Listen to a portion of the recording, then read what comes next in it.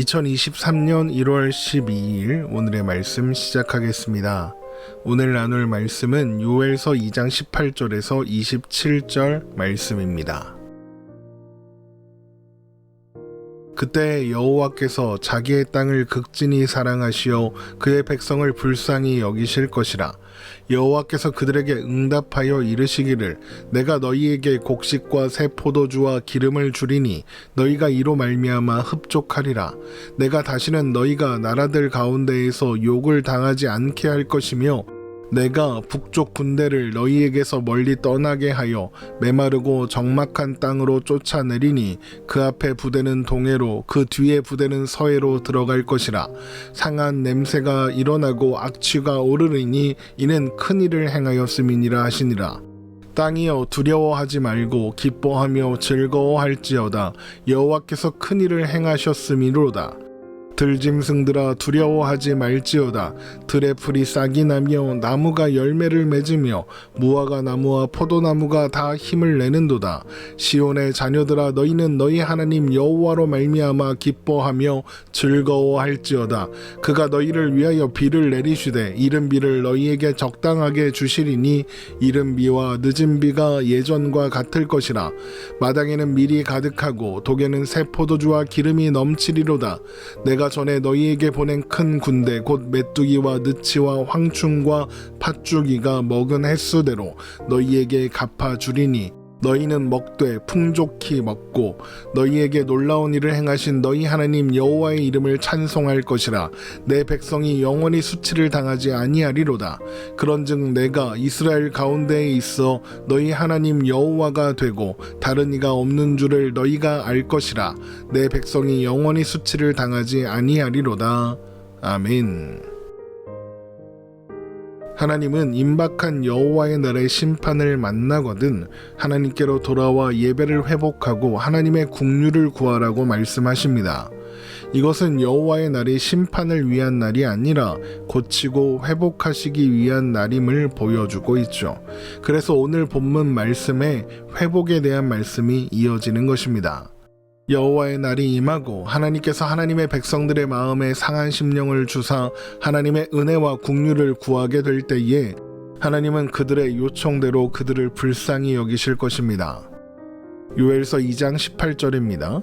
그때 여호와께서 자기의 땅을 극진히 사랑하시어 그의 백성을 불쌍히 여기실 것이라.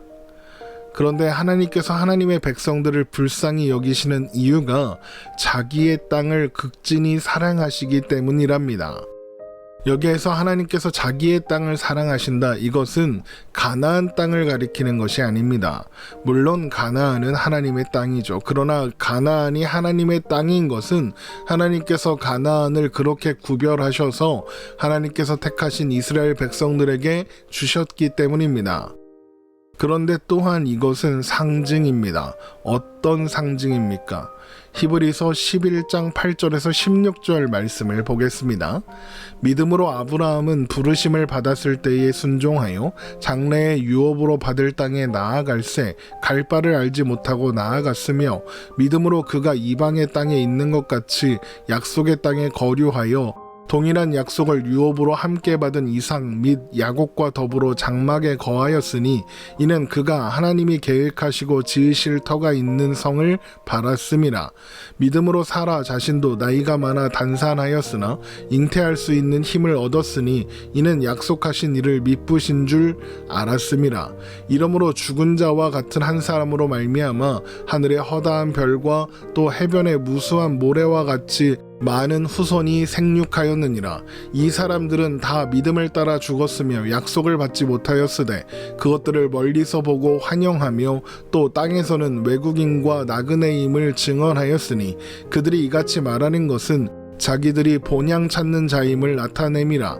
그들이 나온 바 본향을 생각하였더라면 돌아갈 기회가 있었으려니와 그들이 이제는 더 나은 본향을 사모하니 곧 하늘에 있는 것이라. 이러므로 하나님이 그들의 하나님이라 일컬음 받으심을 부끄러워하지 아니하시고 그들을 위하여 한 성을 예비하셨느니라. 이스라엘의 조상 아브라함은 이 땅에 있을 때 외국인이고 나그네로 살았답니다. 아브라함은 하나님께서 주시겠다고 약속하신 가나안 땅에 살고 있었습니다. 그러나 아브라함은 그 땅을 자기가 받을 궁극적인 땅으로 생각하지 않았기 때문에 그 땅에서 나그네로 살았다는 겁니다. 그렇다고 해서 아브라함이 그가 떠나온 고향으로 돌아가지도 않았습니다.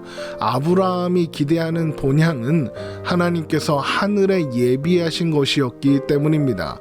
이것이 아브라함이 기대하는 본향, 아브라함에게 약속된 유업입니다.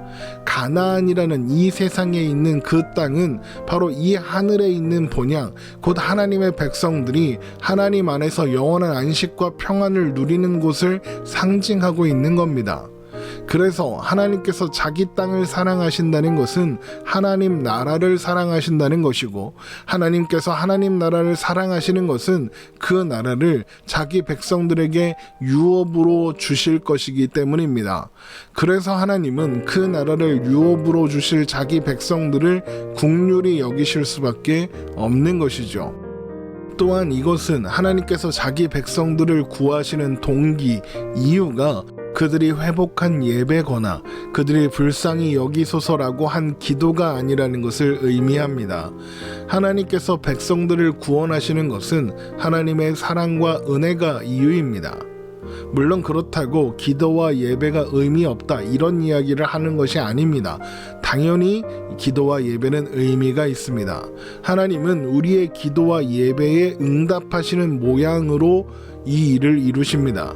그러나 그것, 우리가 하나님께 기도하고 예배했기 때문에 우리를 구원하시는 것이 아니라는 겁니다. 왜냐하면 기도와 예배를 우리의 힘으로 회복하는 것이 아니기 때문입니다. 기도와 예배가 어떻게 회복될 수 있었습니까? 여호와의 날이 찾아왔기 때문이죠. 하나님께서 기도와 예배를 회복할 수 있도록 여호와의 날을 허락하신 겁니다. 그 결과로 하나님의 백성들의 마음에 상한 심령이 시작되었고, 그래서 유일한 도움이시며 구원이신 하나님을 갈망하게 된 겁니다. 시편 51편 10절을 보겠습니다. 하나님이여 내 속에 정한 마음을 창조하시고 내 안에 정직한 영을 새롭게 하소서.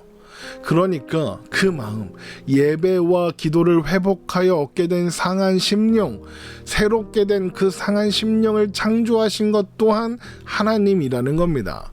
그리고 하나님은 그것에 응답하십니다. 그러니까 그 과정과 결과 모두 하나님께서 허락하신 은혜의 결과라는 의미죠. 자, 그렇게 하나님의 은혜와 긍휼로 자기 백성들을 회복하시는 날, 하나님의 백성들은 하나님의 땅에서 충분한 만족과 기쁨을 얻을 것이며 다시는 수치를 당하지도 않을 것입니다. 요엘서 2장 19절입니다. 여호와께서 그들에게 응답하여 이르시기를 내가 너희에게 곡식과 새 포도주와 기름을 주리니 너희가 이로 말미암아 흡족하리라. 내가 다시는 너희가 나라들 가운데에서 욕을 당하지 않게 할 것이며, 또한 하나님의 백성들을 압제했던 군대들도 다 떠나 바다로 들어가 사라질 것입니다. 요엘서 2장 20절입니다. 내가 북쪽 군대를 너희에게서 멀리 떠나게 하여 메마르고 적막한 땅으로 쫓아내리니 그 앞에 부대는 동해로 그 뒤에 부대는 서해로 들어갈 것이라. 상한 냄새가 일어나고 악취가 오르리니 이는 큰 일을 행하였음이니라 하시니라. 바다에 들어간다는 것은 출애굽한 이스라엘 백성들을 추격해왔던 애굽의 군대가 홍해에 수장되었던 것처럼 완전히 사라져 보이지 않게 된다는 의미입니다. 그래서 그들에게 시체 썩는 냄새, 상한 냄새와 악취가 피어오르게 된다는 겁니다. 그런데 이것은 단순히 남유다가 회복될 것이다, 이것을 말하는 것이 아닙니다. 물론 남유다는 포로되었던 곳에서부터 돌아올 것이며 예루살렘 성전과 성을 회복할 것입니다. 그러나 남유다는 이후로도 계속 이방 나라의 지배를 받았습니다. 비교적 자유로웠느냐? 아니냐? 그 차이가 있었을 뿐입니다. 또한 결국에는 로마에 의해 멸망합니다. 만약에 이 약속이 남유다의 회복을 의미하는 것이라면 내가 다시는 너희가 나라들 가운데에서 욕을 당하지 않게 할 것이며 라는 하나님의 말씀이 헛된 말이었다는 의미가 됩니다. 그러니까 이 말씀은 단순히 남유다가 회복될 것이다 이런 의미가 아니라는 거죠. 그러면 이 약속은 무엇을 의미하는 걸까요? 요엘서 2장 21절에서 27절 말씀입니다. 땅이여 두려워하지 말고 기뻐하며 즐거워할지어다. 여호와께서 큰 일을 행하셨음이로다. 들짐승들아 두려워하지 말지어다. 들의 풀이 싹이 나며 나무가 열매를 맺으며 무화과 나무와 포도나무가 다 힘을 내는도다. 시온의 자녀들아 너희는 너희 하나님 여호와로 말미암아 기뻐하며 즐거워할지어다. 그가 너희를 위하여 비를 내리시되 이른 비를 너희에게 적당하게 주시리니 이른 비와 늦은 비가 예전과 같을 것이라. 마당에는 밀이 가득하고 독에는 새 포도주와 기름이 넘치리로다. 내가 전에 너희에게 보낸 큰 군대 곧 메뚜기와 느치와 황충과 팥중이가 먹은 횟수대로 너희에게 갚아주리니 너희는 먹되 풍족히 먹고 너희에게 놀라운 일을 행하신 너희 하나님 여호와의 이름을 찬송할 것이라. 내 백성이 영원히 수치를 당하지 아니하리로다. 그런즉 내가 이스라엘 가운데에 있어 너희 하나님 여호와가 되고 다른 이가 없는 줄을 너희가 알 것이라. 내 백성이 영원히 수치를 당하지 아니하리로다. 금방 읽은 말씀은 요엘서 2장 19절에서 20절의 말씀을 조금 더 구체적이고 자세하게 설명하는 내용이라고 할 수 있습니다. 하나님의 백성들은 하나님과 함께 온전한 안식을 누리며 영원한 기쁨과 만족과 평안을 누리게 된다는 거죠. 그리고 영원히 수치를 당하는 일도 없을 겁니다. 그래서 하나님의 하나님 되심을 영원히 찬송하게 될 거랍니다. 그런데 남유다의 역사 속에서 그런 일이 일어났던 때는 한 번도 없습니다.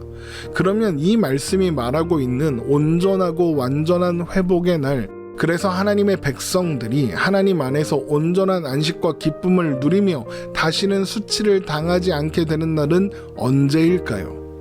앞에서 하나님께서 사랑하시는 땅이 무엇이라고 했는지 기억하시죠? 하나님 나라입니다. 그러면 이 모든 일이 일어나는 곳은 어디겠습니까? 하나님의 영원한 유업 하나님 나라입니다. 그러면 이 모든 일이 성취되는 때는 언제겠습니까? 하나님 나라가 완성되는, 그래서 하나님 나라가 임하는 바로 그날이겠죠. 요한계시록 21장 1절에서 7절 말씀입니다.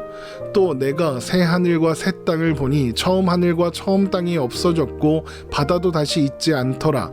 또 내가 보매 거룩한 성 새 예루살렘이 하나님께로부터 하늘에서 내려오니 그 준비한 것이 신부가 남편을 위하여 단장한 것 같더라.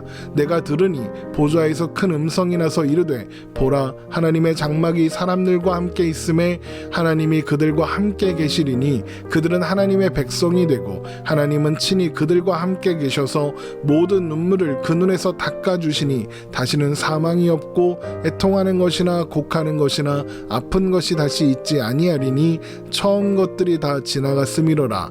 보좌에 앉으시니가 이르시되 보라 내가 만물을 새롭게 하노라 하시고 또 이르시되 이 말은 신실하고 참되니 기록하라 하시고 또 내게 말씀하시되 이루었도다. 나는 알파와 오메가요 처음과 마지막이라. 내가 생명수 샘물을 목마른 자에게 값없이 주리니 이기는 자는 이것들을 상속으로 받으리라. 나는 그의 하나님이 되고 그는 내 아들이 되리라. 하나님께서 요엘서를 통해 약속하신 것이 그대로 이루어지는 장면을 보게 되지 않습니까? 눈물도 애통도 아픈 것도 다시는 있지 않으며 하나님 안에서 값없이 생명수 샘물을 마시며 하나님의 하나님 되심을 확인하며 하나님 나라를 상속으로 받게 되는 거죠. 이것이 하나님께서 이루실 여호와의 날의 성취이며 완성인 것입니다. 하나님은 바로 이것을 이루시기 위해 아들이신 예수님을 이 땅에 보내사 십자가에 죽게 하심으로써 모든 죄를 사하신 것이며 후에 부활 승천하셔서 자기 백성들에게 주실 영원한 생명과 기대하며 소망해야 할 하나님 나라를 보여주신 겁니다. 그리고 성령님을 보내사 그 나라가 이루어질 때까지 우리를 지키시고 보존하기로 하신 겁니다. 이것이 요엘서가 말하고 있는 하나님의 궁극적인 약속이며 우리는 모두 그 약속 안에 있습니다. 우리는 이 땅이 아니라 하나님께서 주실 영원한 유업, 하나님 나라를 바라보며 소망하며 사는 존재라는 것, 이것을 항상 잊지 않고 기억하시기 바랍니다. 오늘 말씀 이렇게 마치겠습니다. 오늘도 하늘 소망으로 말미암아 행복한 우리가 되기를 주님의 이름으로 축원합니다.